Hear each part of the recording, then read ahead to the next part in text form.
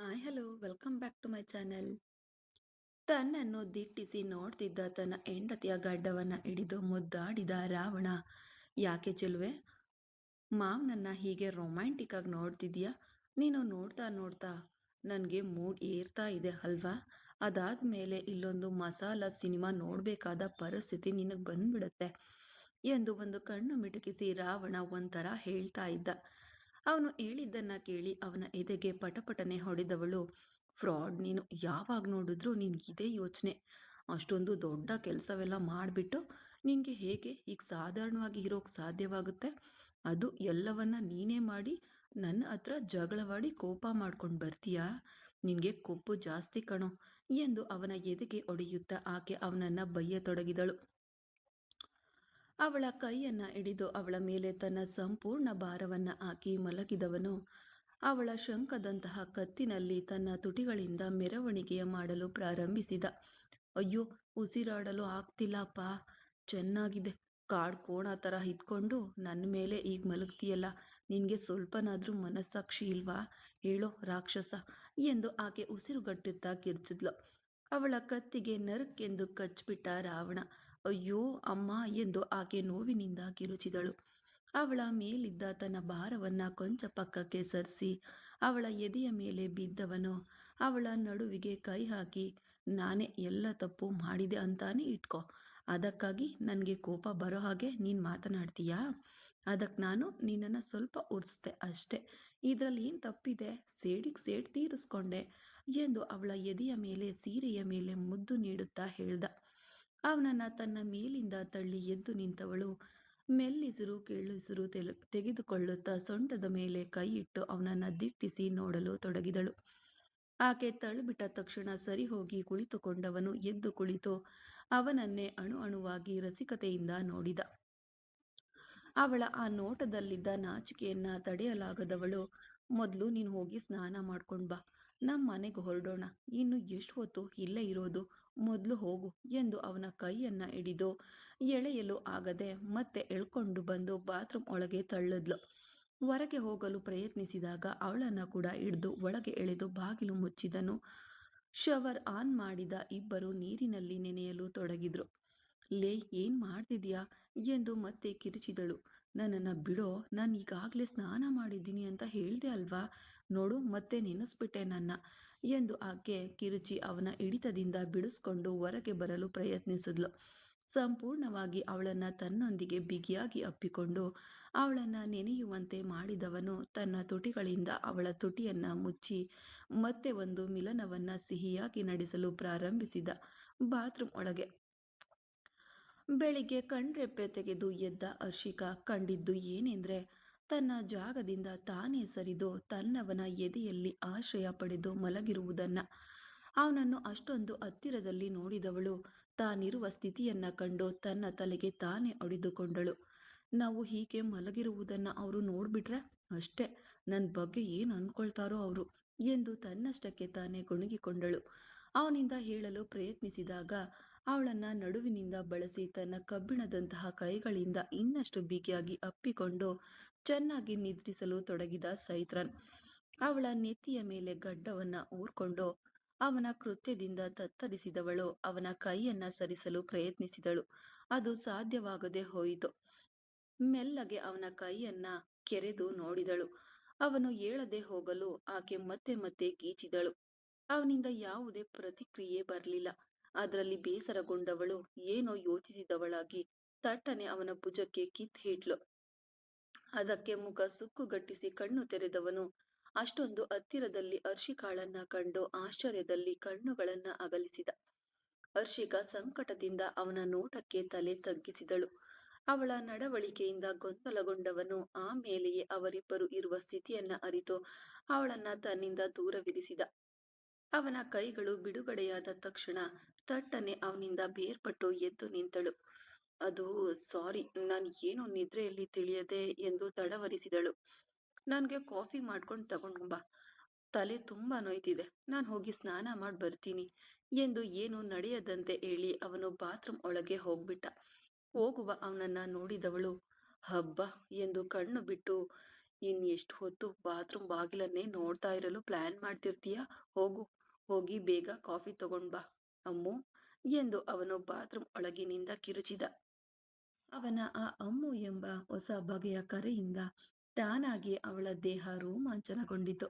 ತನ್ನ ತಲೆಗೆ ತಾನೇ ಕುಟ್ಕೊಂಡು ವೇಗವಾಗಿ ಸರಿ ಮಾಡಿ ಹೊರಬಂದವಳು ಮುಖ ತೊಳೆದುಕೊಂಡು ಅಡುಗೆ ಮನೆಗೆ ಪ್ರವೇಶಿಸಿದಳು.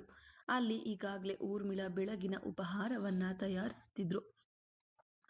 ಅವರ ಕೆಲಸದಿಂದ ಗಾಬರಿಗೊಂಡವಳು, ಅಯ್ಯೋ ಅತ್ತೆ, ನೀವ್ಯಾಕಿದೆಲ್ಲ ಮಾಡ್ತಿದ್ದೀರಾ? ನಾನೇ ಹೇಳುವುದು ತಡವಾಯ್ತು. ಸಾರಿ ಅತ್ತೆ, ರಾತ್ರಿ ತುಂಬ ತಡವಾಗಿ ನಿದ್ರಿಸಿದೆ, ಅದಕ್ಕೆ ಹೀಗಾಯ್ತು. ನೀವು ಹೋಗಿ ನಾನು ಅಡಿಗೆ ಮಾಡ್ತೀನಿ ಎಂದು ಆಕೆ ಪಟಪಟನೆ ಮಾತನಾಡುತ್ತಾ ಹೋದ್ಲು. ಇರು ಇರು, ಯಾಕೆ ಈಗ ನೀನು ಇಷ್ಟೊಂದು ಗಾಬರಿ ಆಗ್ತಿದ್ಯಾ ಹೇಳು? ಇದ್ರಲ್ಲಿ ಏನಿದೆ?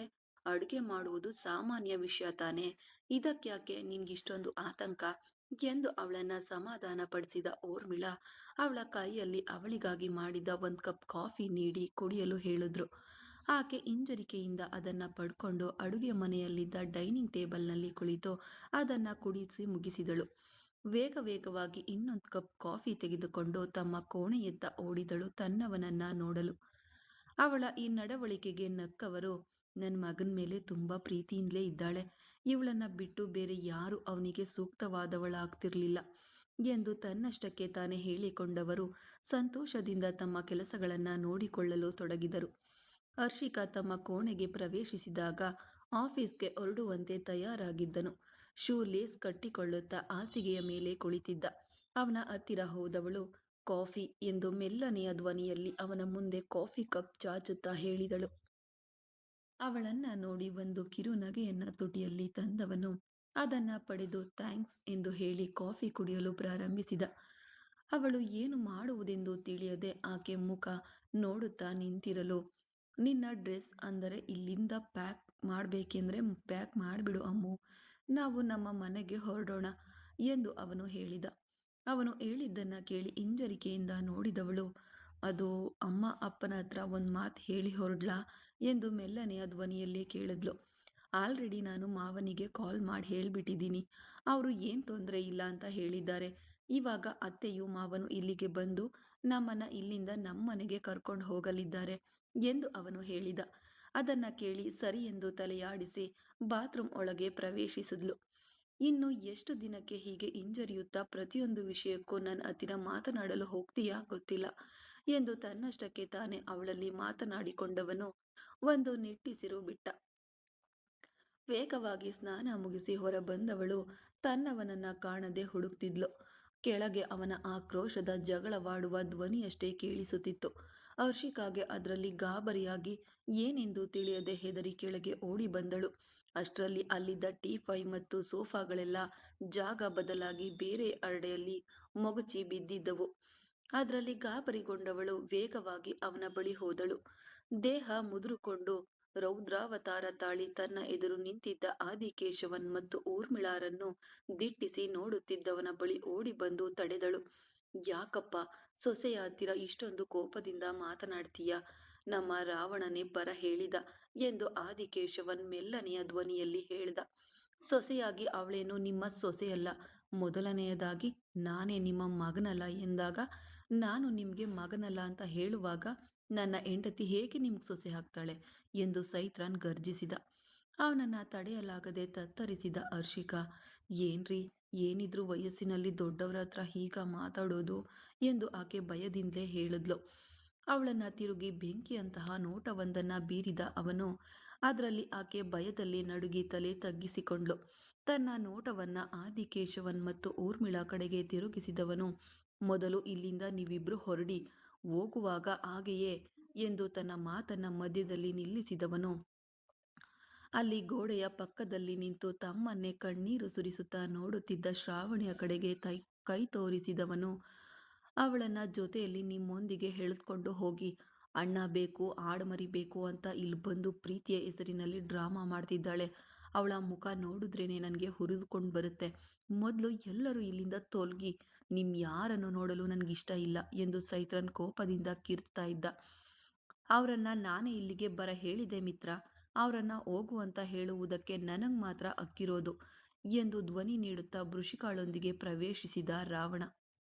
ಅವನು ಹೇಳಿದ್ದನ್ನ ಕೇಳಿ ಅವನನ್ನ ದಿಟ್ಟಿಸಿ ನೋಡಿದ ಸೈತ್ರಾನ್, ಏನ್ ಮಾತನಾಡ್ತಿದ್ಯಾ ಅಂತ ಅರ್ಥ ಮಾಡ್ಕೊಂಡು ಮಾತನಾಡ್ತಿದ್ಯಾ ಅರ್ವಿ ನೀನು? ಇವ್ರನ್ನ ಯಾಕೆ ಇಲ್ಲಿಗೆ ಬರ ಹೇಳ್ದೆ? ಇವರ ಹತ್ತಿರವೆಲ್ಲ ನಿನ್ಗೆ ಯಾಕೆ ಮಾತನಾಡಿ ಸಂಬಂಧ ಬೆಳೆಸ್ತಿದೀಯಾ? ನಿನ್ಗೇನು ಹುಚ್ಚು ಹಿಡ್ದಿದ್ಯಾ? ಇವ್ರು ಯಾರು ಅಂತ ನಿನಗೆ ಗೊತ್ತಿದೆ ಅಲ್ವಾ? ನನಗೂ ನನ್ನ ಅಮ್ಮನಿಗೂ ಇವರಿಬ್ರು ಸೇರಿ ಎಷ್ಟು ದೊಡ್ಡ ದ್ರೋಹ ಮಾಡಿದ್ದಾರೆ ಅಂತ ನಿನಗೆ ಚೆನ್ನಾಗಿ ಗೊತ್ತಿದೆ ತಾನೆ? ಗೊತ್ತಿದ್ದು ಯಾಕೆ ನೀನು ಇವ್ರ ಹತ್ರ ಬೆರೆಯುತ್ತಿದ್ದೀಯಾ ಎಂದು ಸೈತ್ರನ್ ಕೋಪದಿಂದ ಕಿರ್ಚಿದ. ಕೊಂಚ ಹೊತ್ತು ಏನು ಮಾತನಾಡದೆ ಸುಮ್ಮನೆ ಇರ್ತೀಯಾ ಎಂದ ಕೋಪದಿಂದ ಅಡಗಿಸಿ ಇಟ್ಟುಕೊಂಡ ಧ್ವನಿಯಲ್ಲಿ ಗಂಭೀರವಾದ ರಾವಣ. ಅವನು ಹೇಳಿದ್ದನ್ನ ಕೇಳಿ ಆಘಾತಗೊಂಡ ಸೈತ್ರಾನ್, ಲೇ, ಏನ್ ಮಾತನಾಡ್ತಿದ್ದೀಯಾ ನೀನು? ನನ್ನನ್ನೇ ಸುಮ್ಮನೆ ಇರಲು ಹೇಳ್ತಿದ್ದೀಯಾ? ಎಲ್ಲ ವಿಷಯ ಗೊತ್ತಿದ್ದು ಎಲ್ಲ ವಿಷಯ ಗೊತ್ತಿದ್ದು ನೀನೇನ ಹೀಗೆ ನಡ್ಕೊಳ್ತಿದ್ದೀಯಾ? ಇವ್ರನ್ನ ನೋಡಿದ್ರೇನೆ ನನ್ಗಾಗಲ್ಲ ಅಂತ ನಿನಗೆ ಗೊತ್ತಿದೆ ತಾನೆ? ಎಷ್ಟು ಧೈರ್ಯ ಇದ್ರೆ ಇಲ್ಲಿ ನಮ್ಮ ಮನೆ ಒಳಗಡೆ ಬಂದು ಕುಳ್ತಿರ್ತಾರೆ. ನನಗೆ ಇವ್ರ ಮುಖ ನೋಡಿದ್ರೇನೆ ಉರಿದ್ಕೊಂಡು ಬರುತ್ತೆ. ಮೊದಲು ಇವ್ರನ್ನ ಹೊರ್ಗೆ ಹೋಗು ಅಂತ ಹೇಳು ಎಂದು ಸೈತ್ರನ್ ಮತ್ತೆ ಗರ್ಜಿಸಿದ. ನಿನ್ನನ್ನ ಸುಮ್ಮನೆ ಇರು ಅಂತ ಹೇಳ್ದೆ ಮಿತ್ರ. ಒಂದು ಬಾರಿ ಹೇಳಿದ್ರೆ ಅರ್ಥ ಆಗಲ್ವಾ ನಿನ್ಗೆ ಎಂದು ಅವನು ಸಾಟೆಯಾಗೆ ಗರ್ಜಿಸಿದ ರಾವಣ. ಇಲ್ಲಿ ಇವರಿಬ್ಬರು ಜಗಳವಾಡಿಕೊಳ್ತಾರೋ ಎಂದು ಭಯಬಿದ್ದ ವೃಷಿಕ, ನೀವಿಬ್ರು ಯಾಕೀಗ ಜಗಳವಾಡ್ತಿದ್ದೀರಾ? ಭಾವ, ಅವರು ನಿಮ್ಮ ಅಪ್ಪ ಅಮ್ಮ ತಾನೆ. ಅವರನ್ನ ಇಲ್ಲಿಗೆ ಬರಮಾಡಿದ್ರಲ್ಲಿ ಏನ್ ತಪ್ಪಿದೆ? ಯಾವುದಕ್ಕಾಗಿ ನೀವು ಇಷ್ಟೊಂದು ಕೋಪಗೊಳ್ತಿದ್ದೀರಾ ಎಂದು ವೃಷಿಕ ಸೈತ್ರನ್ ಬಳಿ ಮೆಲ್ಲನೆ ಧ್ವನಿಯಲ್ಲಿ ಕೇಳಿದ್ಲು. ನಿನ್ಗೇನ್ ನಡೆಯಿತು ಅಂತ ಗೊತ್ತಿಲ್ಲ ಬೃಷಿ. ಇವ್ರು ಯಾರು? ಇವರು ನನಗೂ ನಮ್ಮ ಅಮ್ಮನಿಗೂ ಎಂತಹ ಕೀಳು ವಿಷಯಗಳನ್ನ ಮಾಡಿದ್ದಾರೆ ಅಂತ ಗೊತ್ತಿದ್ರೆ ನೀನ್ ಹೀಗೆ ಅವರಿಗೆ ಸಪೋರ್ಟ್ ಮಾಡಿ ಮಾತನಾಡುತ್ತಲೇ ಇರಲಿಲ್ಲ ಎಂದು ಸೈತ್ರನ್ ಕೋಪದಿಂದ ಹೇಳ್ದ. ಅವರು ಏನ್ ಮಾಡಿದರು ಅಂತ ನನಗೆ ಚೆನ್ನಾಗಿ ಗೊತ್ತು. ಪ್ಲೀಸ್, ನೀವು ಮೊದಲು ಕೋಪಗೊಳ್ಬೇಡಿ. ಅವರ ಕಡೆ ಇರುವ ನ್ಯಾಯವನ್ನ ನಾವು ಯೋಚಿಸಿ ನೋಡ್ಬೇಕಲ್ವಾ? ಯಾವುದೋ ಮಾಡಬಾರದ ತಪ್ಪು ಮಾಡಿಬಿಟ್ಟಿದ್ದಾರೆ, ಅದನ್ನ ಕ್ಷಮಿಸಿ ಬಿಡಬಹುದಲ್ವಾ? ಈಗ ನಿಮಗಾಗಿ ಒಂದು ಕುಟುಂಬ ನಿಮ್ಮ ಕಣ್ಣಂದಿನಲ್ಲಿದೆ, ಅವರ ಜೊತೆ ನೀವು ಸಂತೋಷವಾಗಿರಬಹುದಲ್ವಾ ಎಂದು ಆಕೆ ಹೇಳಲು, ಹೋ, ಹಾಗಾದ್ರೆ ನಿನಗೆ ಎಲ್ಲ ವಿಷಯವೂ ಗೊತ್ತಿದೆ. ಗೊತ್ತಿದ್ದು ನೀನು ಇವನಿಗೆ ಸಪೋರ್ಟ್ ಮಾಡಿ ಇವರನ್ನ ಇಲ್ಲಿ ಸಂಬಂಧ ಬೆಳೆಸಲು ಕರೆಸಿದ್ದೀಯಾ? ಹಾಗೆ ತಾನೇ ಅರ್ಥ ಎಂದು ಸೈತ್ರನ್ ವ್ಯಂಗ್ಯವಾಗಿ ಕೇಳಿದ. ಹುಚ್ಚಂತರ ಮಾತನಾಡಬೇಡ ಮಿತ್ರ. ನೀನು ಮಾತನಾಡುವ ಪ್ರತಿಯೊಂದು ಮಾತು ತಪ್ಪಾಗಿದೆ. ಅವರು ದ್ರೋಹ ಮಾಡಿಬಿಟ್ರು, ಹಾಗೆ ಹೀಗೆ ಅಂತ ಮಾತನಾಡ್ತಿದ್ದೀಯಲ್ಲ, ಅದನ್ನ ನಾನು ಇಲ್ಲ ಅಂತ ಹೇಳ್ತಿಲ್ಲ. ಮುಗಿದು ಹೋದ ವಿಷಯಗಳ ಬಗ್ಗೆ ಎಷ್ಟು ದಿನ ಅಂತ ಯೋಚಿಸಿ ನಿನಗಾಗಿ ಇರುವ ಸಂಬಂಧಗಳನ್ನ ನೀನು ಗಾಯಗೊಳಿಸುತ್ತಿರ್ತೀಯ ಹೇಳು? ಅವರೇನು ನಿನ್ನ ಬಳಿ ಇರುವ ಹಣವನ್ನೆಲ್ಲ ಕಸಿದುಕೊಂಡು ನೀನನ್ನ ನಡು ರಸ್ತೆಯಲ್ಲಿ ನಿಲ್ಲಿಸ್ಬೇಕು ಅಂತ ಯೋಚಿಸ್ತಿಲ್ವಲ್ಲ? ನಿನ್ ಜೊತೆ ಸಂತೋಷವಾಗಿ ಒಂದೇ ಕುಟುಂಬವಾಗಿ ಎಲ್ಲರೂ ಸೇರಿ ಬಾಳ್ಬೇಕು ಅಂತ ಯೋಚಿಸುತ್ತಿದ್ದಾರೆ. ಇದ್ರಲ್ಲಿ ಏನ್ ತಪ್ಪಿದೆ ಎಂದು ರಾವಣ ಕೋಪದಿಂದ ಕೇಳ್ದ. ನಿನ್ನ ಹತ್ತಿರ ನಾನು ಮಾತನಾಡಲು ಬಯಸುವುದಿಲ್ಲ. ನೀನು ನನ್ನ ಹತ್ತಿರ ಮಾತನಾಡಬೇಕಾದ ಅಗತ್ಯವೂ ಇಲ್ಲ ಎಂದು ಮುಖ ತಿರುಗಿಸಿದ ಸೈತ್ರನ್. ಅವನ ಈ ನಡವಳಿಕೆಗೆ ರಾವಣ ಕೈಗಳನ್ನ ಕೋಪದಿಂದ ಮುಷ್ಟಿ ಬಿಗಿದ. ಅವನ ಕೈಯನ್ನ ಹಿಡಿದು ಅವನನ್ನ ಶಾಂತಗೊಳಿಸಿದ ವೃಷಿಕ, ಭಾವ, ನಾವು ಹೇಳುವುದನ್ನ ಸ್ವಲ್ಪ ತಾಳ್ಮೆಯಿಂದ ಕೇಳಿ. ನಿಮ್ಗಾಗಿ ನಿಮ್ಮ ತಂಗಿ ಇವರೆಲ್ಲರನ್ನ ತೊರೆದು ಹಾಕಿ ಏನು ತಿಳಿಯದ ಈ ಊರಿಗೆ ನಿಮ್ಮನ್ನ ಮಾತ್ರವೇ ನಂಬಿ ಇಲ್ಲಿಗೆ ಬಂದಳು. ಆದ್ರೆ ಅವಳಿಗೆ ನಿಮ್ಮ ಪ್ರೀತಿ ಸಿಗ್ಲೇ ಇಲ್ಲ. ತಾನು ಎತ್ತ ಅಪ್ಪ ಅಮ್ಮನನ್ನೇ ಆಕೆ ದೂರವಿಟ್ಟಿದ್ದಾಳಲ್ಲ, ಅದಕ್ಕೆ ಏನ್ ಕಾರಣ ಗೊತ್ತಾ? ನಿಮ್ಮ ಮೇಲಿರುವ ಪ್ರೀತಿಯೇ. ತನ್ನ ಅಪ್ಪ ಅಮ್ಮ ಇನ್ನೊಬ್ಬ ಹೆಣ್ಣಿಗೆ ತಪ್ಪು ಮಾಡಿದ್ದಾರೆ ಅಂತ ಗೊತ್ತಾದ ತಕ್ಷಣ ಅವರನ್ನೇ ದೂರವಿಟ್ಟು ನಿಮ್ಗಾಗಿ ಆಕೆ ಇಲ್ಲಿಗೆ ಬಂದಿದ್ದಾಳೆ. ಆದ್ರೆ ನೀವು ಅಷ್ಟಕ್ಕೆ ಅವಳನ್ನ ಒಬ್ಬ ಮನುಷ್ಯಳಾಗಿ ಕೂಡ ಗೌರವಿಸ್ಲಿಲ್ಲ. ಸರಿ, ಅದನ್ನ ಬಿಡಿ. ಈಗ ಇವರಿಬ್ಬರಿಗೂ ವಯಸ್ಸಾದವರು. ಅಲ್ಲಿಂದ ಇಲ್ಲಿಗೆ ಟ್ರಾವೆಲ್ ಮಾಡಿ ನಿಮ್ಮನ್ನ ನೋಡಲು ಬಂದಿದ್ದಾರೆ. ಇಷ್ಟೆಲ್ಲವೂ ಯಾವುದಕ್ಕಾಗಿ? ನಿಮ್ಮೊಬ್ಬರಿಗಾಗಿ ಮಾತ್ರವೇ ತಾನೆ? ಅದನ್ನೇ ಅರ್ಥ ಮಾಡ್ಕೊಳ್ತಿಲ್ವಲ್ಲ ನೀವು ಎಂದು ಆಕೆ ಅವನಿಗೆ ತಿಳಿ ಹೇಳಲು ಪ್ರಯತ್ನಿಸಿದ್ಲು. ಸಾಕು, ಇಬ್ರು ನಿಲ್ಲಿಸ್ತೀರಾ? ಹೀಗೆ ಮಾತನಾಡಿ ನನ್ನನ್ನ ನಿಮ್ ದಾರಿಗೆ ತಂದು ಬಿಡಬಹುದು ಅಂತ ಯೋಚಿಸ್ಬೇಡಿ. ನೀವು ಏನ್ ಹೇಳಿದ್ರು ಈ ವಿಷಯದಲ್ಲಿ ಯಾವುದನ್ನ ಕೇಳಲು ಹೋಗೋದಿಲ್ಲ. ನನ್ನ ಕುಟುಂಬ ಎಂದ್ರೆ ಅದು ನನ್ನ ಹೆಂಡತಿ ಮಾತ್ರವೇ.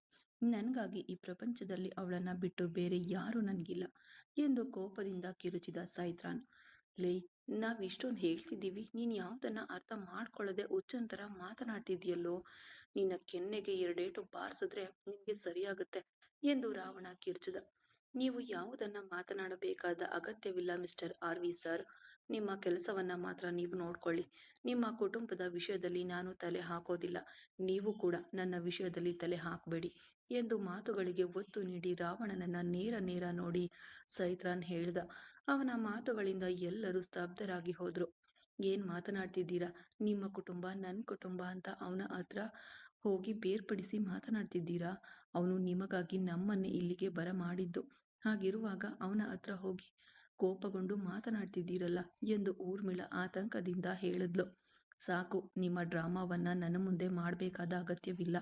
ಇದನ್ನ ಯಾವುದನ್ನ ನೋಡಿ ಮೋಸ ಹೋಗುವವನು ನಾನಲ್ಲ. ನಿಮ್ಮ ಕೆಲಸವೇನು ಅದನ್ನ ಮಾತ್ರ ನೋಡಿ. ನನ್ನ ಹತ್ತಿರ ಮಾತನಾಡಲು ನಿಮ್ಗೆ ಅರ್ಹತೆಯೇ ಇಲ್ಲ ಎಂದು ಊರ್ಮಿಳಾರನ್ನ ನೋಡಿ ಅವನು ಕೋಪದಿಂದ ಗರ್ಜಿಸಿದ. ಆದಿಕೇಶವನ್ ಅವರಿಗೆ ಕೋಪ ಬಂದಿತು. ಸೈತ್ರ, ಅವಳ ವಯಸ್ಸಿಗೆ ಮರ್ಯಾದೆ ಕೊಡು. ಅವಳು ನಿನಗೆ ಅಮ್ಮನಿದ್ದಂತೆ. ಆ ಯೋಚನೆ ನಿನಗಿರ್ಲಿ ಎಂದು ಆದಿಕೇಶವನ್ ಕೋಪದಿಂದ ಹೇಳಿದ್ರು. ಮೊದಲು ನಿನ್ನನ್ನೇ ನಾನು ಅಪ್ಪ ಅಂತ ಒಪ್ಕೊಂಡಿಲ್ಲ. ಇದರಲ್ಲಿ ನಿನ್ನ ಹೆಂಡತಿನ ಹೇಗೆ ನಾನು ನನ್ನ ಅಮ್ಮ ಅಂತ ಒಪ್ಕೊಳ್ಳಲು ಸಾಧ್ಯ? ನನ್ನ ಅಮ್ಮ ಮೀನಾಕ್ಷಿ ಮಾತ್ರವೇ. ನನಗೆ ಅಪ್ಪ ಅಂತ ಯಾರೂ ಇಲ್ಲ ಎಂದ ಕೋಪದಿಂದ ಸೈತ್ರನ್. ಅವನ ಮಾತುಗಳಿಂದ ಆದಿಕೇಶವನ್ ಕಂಗಾಲಾಗಿ ಸೋಫಾದಲ್ಲಿ ದಸಕ್ಕನೆ ಸೋತು ಕುಳಿತು ಬಿಟ್ರು. ಮಿತ್ರ ಎಂದು ಕೋಪದಿಂದ ಗರ್ಜಿಸಿದ ಅವನ ಮಾತುಗಳಿಂದ ಉಂಟಾದ ಕೋಪದಿಂದ ರಾವಣ, ಹೇಳಿ ಮಿಸ್ಟರ್ ಆರ್ವಿ ಸರ್ ಎಂದು ಯಾವುದೇ ರೀತಿಯ ಭಾವನೆಗಳನ್ನ ಮುಖದಲ್ಲಿ ತೋರಿಸದೆ ಸಾಧಾರಣವಾಗಿ ಸೈತ್ರನ್ ಅವನ ಕಡೆ ತಿರುಗಿ ಹೇಳಿದ. ಸರ್ ಅಂತ ಕರಿಬೇಡ, ಹಲ್ಲು ಮುರಿದಾಕ್ತೀನಿ. ಏನೋ ಯಾರೋ ಮೂರನೇ ಮನುಷ್ಯನ ಹತ್ರ ಮಾತನಾಡುವಂತೆ ನನ್ನ ಹತ್ರ ಮಾತನಾಡ್ತಿದ್ದೀಯಾ? ಏನಾಯ್ತು ನಿನ್ಗೆ ಎಂದು ರಾವಣ ಕಿರ್ಚಿದ. ನನಗೆ ಬೇಡದ ವಿಷಯಗಳನ್ನ ಯಾವಾಗ ನೀವು ಮಾಡಿದ್ರೋ ಆವಾಗ್ಲೇ ನೀವು ನನಗೆ ಮೂರನೇ ಮನುಷ್ಯರಾಗ್ಬಿಟ್ಟಿದ್ದೀರಾ. ಇದಕ್ಕಿಂತ ಹೆಚ್ಚಾಗಿ ನಿಮ್ಮ ಹತ್ರ ಮಾತನಾಡಲು ನನಗೇನಿದೆ ಎಂದು ಕೋಪದಿಂದ ಹೇಳಿದವನು ಹರ್ಷಿಯ ಕಡೆ ತಿರುಗಿ ಅವಳ ಕೈಯನ್ನ ಹಿಡಿದು ಎಳೆದುಕೊಂಡು ಹೊರಗೆ ನಡೆಯಲು ಪ್ರಾರಂಭಿಸಿದ. ಅವನ ಮಾತುಗಳಿಂದ ರಾವಣ ಪ್ರತಿಮೆಯಂತೆ ನಿಂತುಬಿಟ್ಟ. ವೃಷಿಕಾಗೆ ಅವನ ಸ್ಥಿತಿಯನ್ನ ಕಂಡು ಚಿಂತೆಯಾಯಿತು. ವೇಗವಾಗಿ ಅವನ ಬಳಿ ಹೋಗಿ ಅವನನ್ನ ಕುಲುಕಿದವಳು, ಮೊದಲು ಭಾವನನ್ನ ತಡೆದು ನಿಲ್ಲಿಸ್ಬೇಕು. ಅವರು ಏನೋ ಅರ್ಥ ಮಾಡಿಕೊಳ್ಳದೆ ನಿನ್ನ ಹತ್ರ ಜಗಳವಾಡಿ ಹೋಗ್ತಿದ್ದಾರೆ. ಮೊದಲು ಹೋಗಿ ಅವರನ್ನ ಒಳಗೆ ಕರೆಯೋಣ ಎಂದು ಹೇಳಿದ್ಲು. ಅವಳಿಗೆ ಯಾವುದೇ ಉತ್ತರ ನೀಡದೆ ವೇಗವಾಗಿ ತನ್ನ ಕೋಣೆಯತ್ತ ಹೊರಟು ಹೋದ ರಾವಣ. ರಾವಣ ಎಂದು ವೃಷಿಕ ಅವನ ಹಿಂದೆ ಕಿರುಚುತ್ತಾ ಹೋಗಲು ಪ್ರಯತ್ನಿಸಿದ್ಲು. ಈಗ ಹರ್ಷಿಕಾ ಮತ್ತು ಸೈತ್ರನನ್ನ ಕರೆಯುವುದೇ ಮುಖ್ಯ ಎಂದು ಅನ್ನಿಸಿ ವೇಗವಾಗಿ ಹೊರಗೆ ಓಡಿದಳು ಅವರ ಬಳಿಗೆ. ಕಾರಿನ ಬಳಿ ಹೋಗಿ ಕಾರಿನ ಬಾಗಿಲನ್ನ ತೆಗೆದು ಬಿಟ್ಟವನು ಒಳಗೆ ಹತ್ತುವಂತೆ ಕಣ್ಣುಗಳಿಂದ ಅವಳಿಗೆ ಸನ್ನೆ ಮಾಡ್ದ. ಬೇರೆ ದಾರಿ ಇಲ್ಲದೆ ಸುಮ್ಮನೆ ಕಾರು ಹತ್ತಿದಳು ಹರ್ಷಿಕಾ. ಆ ಸಮಯದಲ್ಲಿ ಅಲ್ಲಿಗೆ ಓಡಿ ಬಂದ ವೃಷಿಕ ಸೈತ್ರನನ್ನ ತಡೆದು ನಿಲ್ಸಿದ್ಲು. ಏನ್ ಬಾಬಾ ನೀವು? ಯಾಕೆ ಏನೇನೋ ಮಾತನಾಡಿ ಹೀಗೆ ಜಗಳವಾಡಿ ಹೊರಡ್ತಿದ್ದೀರಾ? 1000 ಇದ್ರು ಅವರು ನಿಮ್ಮ ಗೆಳೆಯ. ಈಗ ಅವರ ಮನ್ಸನ್ನ ಗಾಯಗೊಳಿಸ್ತೀರಾ? ನಿಮ್ಮಿಬ್ಬರ ಸ್ನೇಹ ಎಂತಹದ್ದು ಅಂತ ನನ್ಗೆ ಚೆನ್ನಾಗ್ ಗೊತ್ತು. ಮೊದ್ಲು ಒಳಗ್ ಬನ್ನಿ, ಏನೇ ಇದ್ರೂ ಒಳಗೆ ಹೋಗಿ ಮಾತನಾಡಿಕೊಳ್ಳೋಣ ಎಂದು ವೃಷಿಕ ಅವನ ಕೈಗಳನ್ನ ಹಿಡಿದು ಹೇಳದ್ಲು. ಅವಳ ಕೈಯನ್ನ ತನ್ನ ಕೈಯಿಂದ ಬಿಡಿಸಿಕೊಂಡ ಸೈತ್ರನ್ ಅವಳ ಈ ಕೃತ್ಯಕ್ಕೆ ಆಘಾತಗೊಂಡವಳು. ಭಾವ ಎಂದು ಕರೆಯಲು, ಬೇಡಮ್ಮ, ಇದಕ್ಕಿಂತ ಹೆಚ್ಚಾಗಿ ನನಗೆ ಯಾವುದೇ ಸಂಬಂಧವೂ ಬೇಡ. ನಾನು ಯಾರನ್ನ ಬೇಡ ಅಂತ ಪಕ್ಕಕ್ಕೆ ಇಡ್ತೀನೋ ಅವರನ್ನ ನನ್ನ ಜೀವನದೊಳಗೆ ತರಲು ಪ್ರಯತ್ನಿಸುತ್ತಿದ್ದಾನೆ ನಿನ್ ಗಂಡ. ನನ್ಗೆ ಇಷ್ಟವಿಲ್ಲದ ವಿಷಯಗಳನ್ನ ಮಾಡಿದ್ರೆ ಅದನ್ನ ಎಂದಿಗೂ ನಾನು ಒಪ್ಪಿಕೊಳ್ಳೋದಿಲ್ಲ. ಈಗ ನಿನ್ನ ಗಂಡನು ಅದನ್ನೇ ಮಾಡ್ತಿದ್ದಾನೆ. ಇದಕ್ಕಿಂತ ಹೆಚ್ಚಾಗಿ ಮಾತನಾಡಲು ಏನೂ ಇಲ್ಲ. ಇನ್ಮೇಲೆ ನಾವು ನಮ್ಮ ಜೀವನವನ್ನ ನೋಡ್ಕೊಳ್ತೀವಿ. ನಿನ್ಗೆ ಅನ್ಸಿದ್ರೆ ನಿನ್ನ ಅಕ್ಕನನ್ನ ಬಂದು ನಿನ್ನ ಅಪ್ಪ ಅಮ್ಮನ ಜೊತೆ ನೋಡ್ ಹೋಗು. ಅದಕ್ಕೆ ನಾನು ತಡೆ ಹೇಳುವುದಿಲ್ಲ. ಇನ್ಮೇಲೆ ನನ್ನನ್ನು ಯಾರು ಯಾವುದೇ ಕಾರಣಕ್ಕೂ ಏನನ್ನಾದರೂ ಮಾಡಲು ಒತ್ತಾಯಿಸಬೇಡಿ. ಎಲ್ಲ ಮುಗಿದು ಹೋಯ್ತು ಎಂದವನು ವೇಗವಾಗಿ ಕಾರು ಹತ್ತಿ ಕುಳಿತುಬಿಟ್ಟ. ಕಣ್ಣೀರಿನಿಂದ ತನ್ನ ಅಕ್ಕನ ಬಳಿ ಬೀಳ್ಕೊಡುಗೆ ಪಡೆದು ಹೊರಟಳು ಹರ್ಷಿಕಾ. ಅವಳನ್ನೇ ಕನ್ನಡಿಯ ಮೂಲಕ ಅಂಬಲದಿಂದ ನೋಡುತ್ತ ವೃಷಿಕ ಏನ್ ಮಾಡ್ಬೇಕೆಂದು ತಿಳಿಯದೆ ತವಕದಿಂದ ನಿಂತಿರಲು ಬಾಲ್ಕನಿಯಿಂದ ಅವರು ಹೋಗುವ ಕಾರನ್ನೇ ದಿಟ್ಟಿಸಿ ನೋಡುತ್ತಿದ್ದ ರಾವಣ. ಮುಂದುವರೆಯುವುದು ಮುಂದಿನ ಭಾಗದಲ್ಲಿ. ಕತೆ ಇಷ್ಟ ಆದರೆ ಲೈಕ್ ಮಾಡಿ, ಕಮೆಂಟ್ ಮಾಡಿ, ಹಾಗೆ ಸಬ್ಸ್ಕ್ರೈಬ್ ಕೂಡ ಆಗಿ. Thank you.